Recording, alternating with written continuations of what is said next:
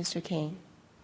Hi, thank you very much. And first I want to thank Member Wenner, and I want to thank you and also Don and Dr. Marshall for setting this up. I think it's important, and the dialogue that has already come out of today has been excellent, and I think the leadership from NTSB is very important in this matter, so thank you very much for doing this.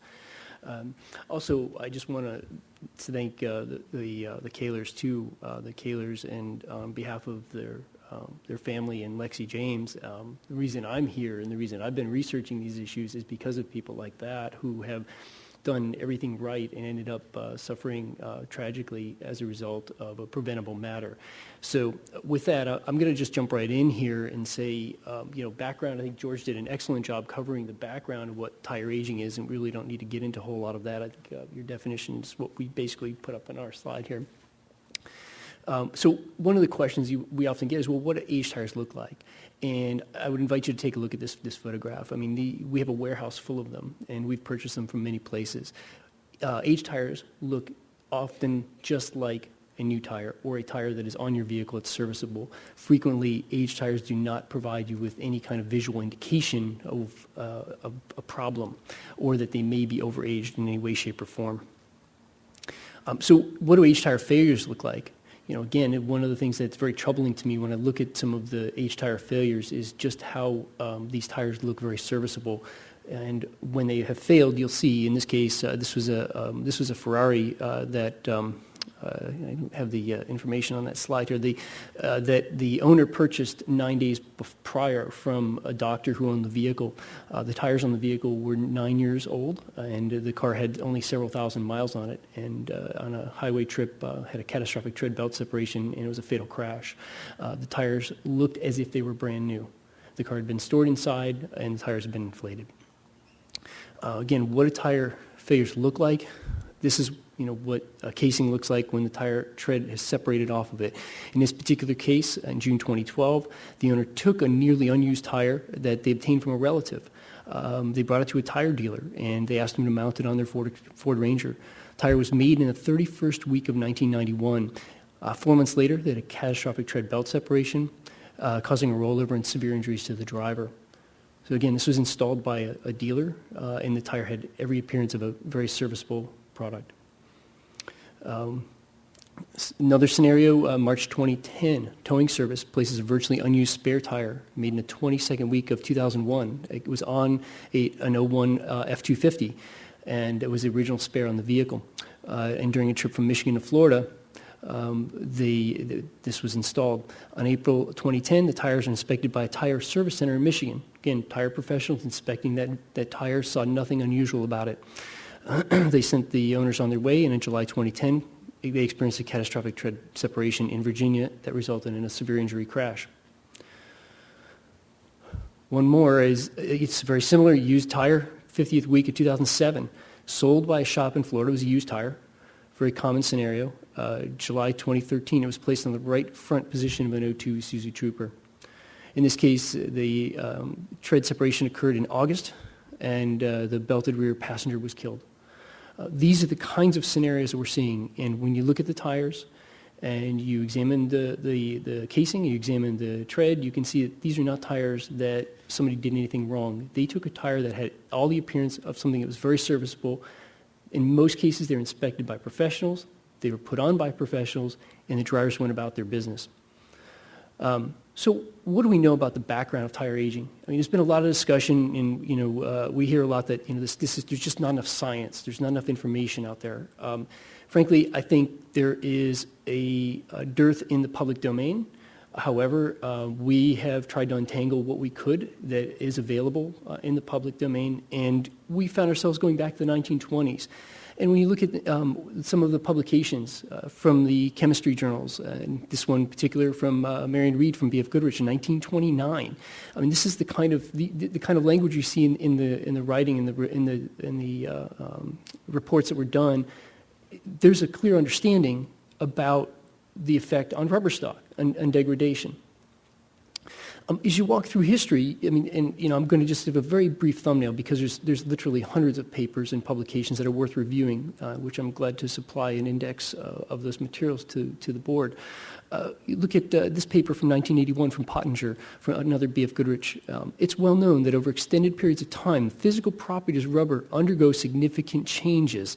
There are extensive discussions in the literature of how rubber properties such as modulus, elongation, loss factors, etc., are affected by ozone, temperature, oxidation, humidity, and other environmental factors. These are the very same things we're seeing in the more recent research, and in fact, some of the very excellent research that was done by NHTSA during its Phoenix tire evaluation.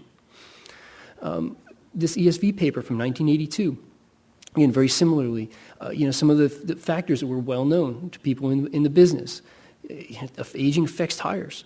It affects tires in these ways. We can counter that with a variety of different things. We can use small quantities of very costly additives in those compounds, the antioxidant, anti-ozonant packages. And again, it was very clear. Tire makers don't expect tires to be in regular use after 6 years to 8 years of manufacture. So some of the car tires probably didn't have sufficient special additives to remain supple for such a long life. Again, a recognition of an issue. 1985, Uniro, Tokita. This paper is very important, and I think you've seen it cited in many other places. The internal durability of tires has long been a concern for radio tires. Government-required short-term durability testing is done without any consideration of chemical reaction, which could happen in long-term service. So we know tires are tested when they're new, and I think we can all agree that FMVSS 139 was a significant upgrade to the prior standard, and it was certainly well overdue. But what happens?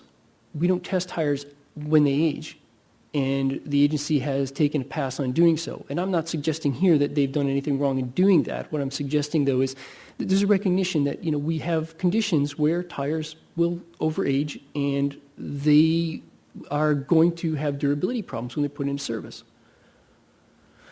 So Nowakowski, one of the things that I started doing in 2003 after the Ford Firestone issue, and I had been involved in researching much of the problems associated with the Firestone tires, is the age factor, as you know, was one of the issues that was noted as a factor in the ATX wilderness failures. In fact, if you look at what happened in that problem, these tires were not failing during the early times in service. These were all tires that were FMVSS 109 compliant, and they passed those tests just fine. But what was happening was in 3 years, 4 years out of service, particularly in warm climate states, is where we started to see the trend. I think everyone knows in the tire business, you look for the trend in warm climates. Ambient temperature increases the failures. And in Nowakowski, who works for DECRO, which is an industry associate or organization in Germany, I met with Franz, and we discussed this issue, and the Germans were pretty upfront about it. And he published this paper in 1986, and he correlated tire age to failures. And he said, look, it's a small sampling. He examined 146 tread separations. And he said, this is the 146 that I've got that are really, would help represent that. He'd seen many more over his lifetime. In fact, he was introduced to me in Oktoberfest as the Pope of tire failure in Germany. So when you meet the Pope at Oktoberfest, it kind of gives you some interesting associations. But the importance here was that he had noticed an increase in failures after 6 years, and his recommendation was simply to remove tires after 6 years, regardless of tread depth.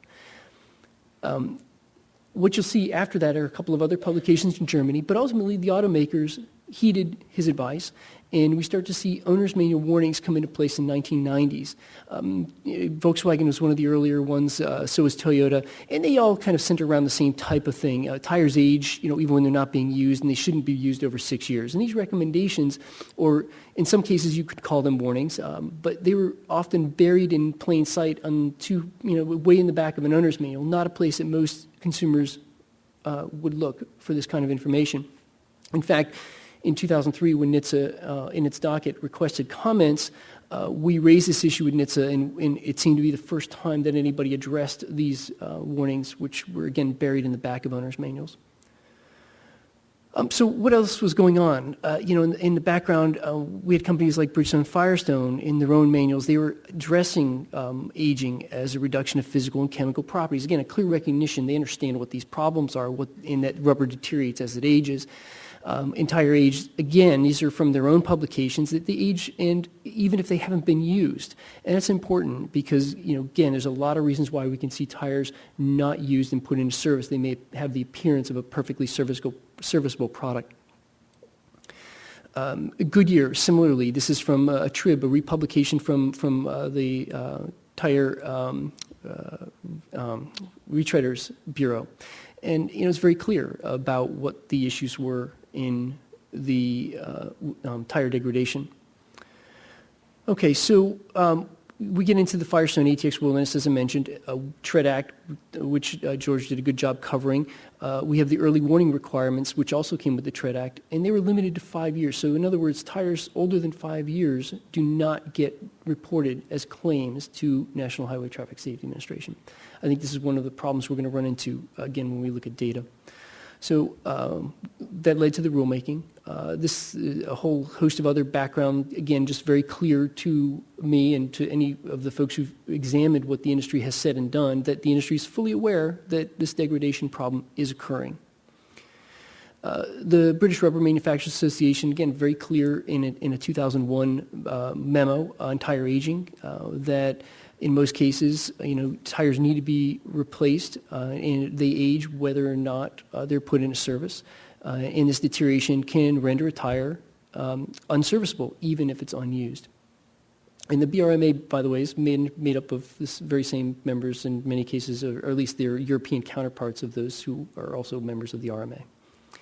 So in 2001, the VRO, which is the Association of Tire Specialists in Australia, again, similar thing, again, recognition from industry associations about tire age, and particularly concerns around tire aging with respect to spares. Pirelli, similarly, I'm just going to go through some of these, the Bridgestone Firestone, similar kinds of recommendations. And then we get into things where there's a mixed match of information to consumers. So what happens when somebody writes to a tire company, says, can I use these tires? And you get different information. In this particular response, it was not recommended that the owner use a 7-year-old tire. Post-Firestone, Ford Motor Company threw its hat into the ring and did, I think, an excellent job laying out in a series of publications by the American Chemical Society, and led by Dr. John Baldwin, that ultimately led Ford to include a warning in its owner's manuals in 2006 that tires degrade over time even when they're not being used on the road, and it's recommended that they generally be replaced after 6 years. Chrysler's, they followed in 2006, they followed the Ford lead, and they made their recommendation, I think, a little stronger and more of a warning. Bridgestone, Firestone, Continental, Michelin, a number of the tire companies have put out their own bulletins beginning in 2005 and 6, and those bulletins all circle around 10-year recommendation. NHTSA's report to Congress in 2007. This is really important because I think there's a great summary in that, but also there's a data point that's frequently overlooked, and that's that a major U.S. insurer reported 27% of its policyholders from 5 warm weather states, Texas, California, Louisiana, Florida, and Arizona, accounted for 77% of all claims nationwide, and 84% of those claims involved tires older than 6 years. If you consider if you look at the age of tires that are on the road, that is a clearly disproportionate number. NHTSA had a consumer advisory issued in the summer of 2008. They provided the first consumer level information. They didn't define tire age, but referred to vehicle and tire makers' recommendations, as George pointed out earlier. Several states have considered bills, most of them related to customer notification on tire aging. Frankly, a lot of it was onerous and was not very probably best policy. One bill which was proposed that tires 6 years old or older could not pass annual state safety inspections. That was also tabled. There's been quite a bit of lobbying by the industry against these bills. None have advanced thus far. So what are we seeing in the data? In the EWR death and injury claims by quarter, if we look at tires in total, and we just mapped this for the major tire makers, you can see in 2003 those numbers were up there. And what we see is a continual drop in claims on EWR. And what does that mean? Are tires getting safer? Are tires getting better? I would say that may be true. And I think FMVSS 139 is a substantial upgrade to what we've had for tires. And it has certainly have the appearance of making tires more robust. I've seen it from the construction standpoint, and I've seen it in the tires that we investigate. Post 139, we're seeing a lot fewer problems. However, are we just pushing them out? And I think the answer may be yes. We may be, especially when you have tires that are going to find their way back in service. So how do age tires get into service? When we've got spares on light trucks, we've got frequently they're installed by a tech, like I mentioned in the earlier case, classic or low mileage vehicles, and used tires. And used tires are a big part of that landscape. It's estimated that as many as 10% of tires are recycled. We heard from the earlier panel about how when one of the tire dealers' scrap becomes another tire dealer's sale. That's a very frequent event. So bringing this around, I think the issue that we're seeing consistently is that tires are going to find their way into service regardless of how old they are, as long as they appear serviceable. If they appear serviceable and they have good tread and they look like a serviceable tire, it will end up on a car. I don't care if you throw that into a scrap heap, because those scrap heaps are mined, and there's a whole separate business of people who mine those scrap heaps to get those tires out of there and back on the road. That's happening with regularity. We've traced it, and it's a practice that's occurring with regularity. I think we all can agree tires don't improve with age. They degrade. Age tires are age tire-related crashes. Many of these are preventable. If people knew, if the owners knew, if the service people knew, we would be in a different place. Age tire failures are going to be part of the tire-related crash landscape absent setting good policies and practices, and that's where we've dropped off. And I think, looking at the recommendations, I think we saw from the morning presentation, the data is a problem. We've got a real lack of data. And I think from the earlier panel, we can all agree that tin is a key factor in all of this, not just for tire recalls, but for tire age. But this idea that we're going to continue to re-educate people year in and year out, and we've been at this for 40 years and we haven't been successful, it's time to start looking at a different mode of operation. We've talked about data and the idea that you can do a lot more with what is available today in 2014, and it's shocking that we can't do machine readability for tires and track such an important product that's highly engineered and provides great benefit to consumers. That's a disservice to consumers, and that's what leads to crashes that are preventable. And by having the tin readable by machine, simple scanning tools can get us over that hurdle, and those recommendations can be part of that landscape as well as part of the recall landscape. Other issues, non-coded date of manufacturer would go a long way. When you tell someone to find the date code on a tire, I can't tell you how many tire shops I've been to in most tire technicians who generally are younger crowd, and they are not being educated on the DOT and what to look for. It's not conducive to consumer readability. In fact, looking at the tire history, the tin history, we've studied that history going back 40 years, and you can see the industry made it very clear they did not want the consumer to be part of understanding what the tin number meant, and that was clearly stated in the rulemaking. So we've got a tin number that develops over 40 years. No one's really changed it. It's now a partial tin, so it makes it even more confusing. I can't tell you how many folks have contacted our offices saying, I don't have a full tin number on my tire. I can't find the date code. It's not there. So the partial tin thing has created more of a problem. We've got tires, again, will always be used as long as there's tread. And we've heard a lot from the industry saying, look, there's no one point in time when tires fail. I would wholeheartedly agree with that. But I think one correlation we can make is something like blood alcohol content. We have recommendations for blood alcohol. The states have adopted a 0.08, and there's a reason for that. Does that mean that everybody at 0.08 is going to crash their car on their way home? I don't think so. I think we understand that there's an increased risk at that point, and it's a good point at which we want to cut that off. We draw a line in the sand. The 6-year recommendation comes out of worst-case scenario, which is Phoenix. And we can look back to the work that Ford Motor Company did in the most recent, but again, we can go back even before that and see that it's well known. And even with FMVSS 139 compliant tires, great. we may have improved tires, but are we just simply going to push that problem down the road? And we're still going to have an aged tire issue. And I think the answer is, yeah, we will continue to have an aged tire issue until we can recognize and provide these kind of recommendations to consumers that are meaningful. And if the industry says there's no one point in time and they're unwilling to draw that line, well, who better than to answer the question about the construction, the materials, and the capability of the product but the industry themselves? We can't see that. They're round and black. That's all we can see as consumers. And I'm here to say that, I hope that I never see a crash again like the one that took Lexi James's life. But unfortunately, I know it will. And it's preventable. And again, I'm grateful that the NTSB has brought us together here to talk about solutions to these issues. So thank you very much. Thank you, Mr. Kane, for your presentation.